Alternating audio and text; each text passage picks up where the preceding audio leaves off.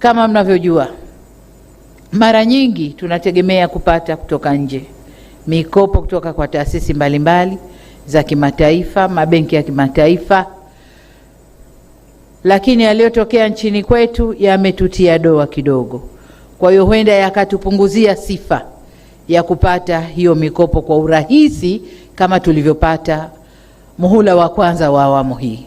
Muhula wa kwanza wa awamu hii tulikuwa tunapata sana kwa sifa zetu, kwa msimamo wetu, kwa kazi tunavyofanya, lakini doa tulilojitia huenda likaturudisha nyuma. Kwa maana hiyo, tuna kazi ya kutafuta fedha humu ndani, kutumia rasilimali zetu alizotupa Mungu.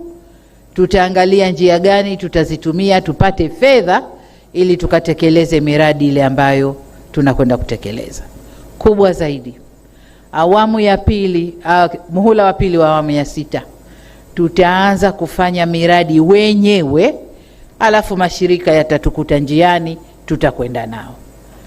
Hatutakaa kusubiri tunauza mradi, tunakwenda kubembeleza, mradi unakubaliwa, lakini nendeni karekebisheni hili, nendeni yule nenda kamkisi, usimnyukue, lakini yule sijui kamfanyeje.